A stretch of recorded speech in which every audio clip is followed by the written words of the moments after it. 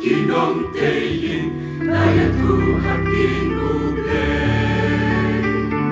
Maginong rimbanseng Jin berkat pusat iseng Humau siang Pada lorusnya binatay Habrutay Napag-usaw iwan Iratutnya kijinre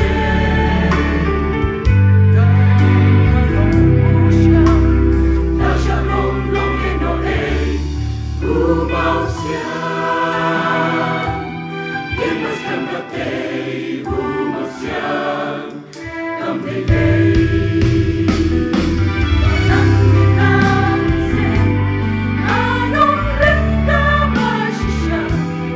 Humau siang Enskem yakang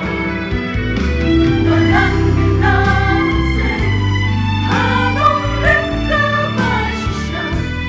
Humau siang Enskem yakang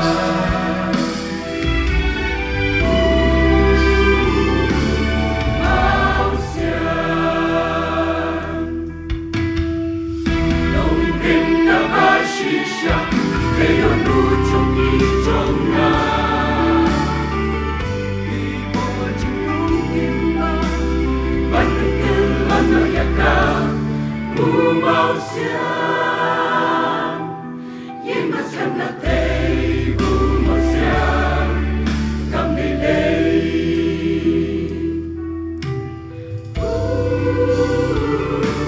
Humau siang Shwaba jisuhunay Kiu shabnay Yana kisenra Hanya lakelay Hati ben riu baro Yumau siang manyo Humau siang jing shisha Baso Ukris putra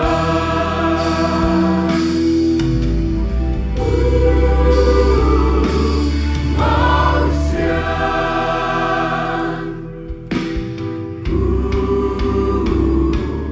Mau siang Shibun impressive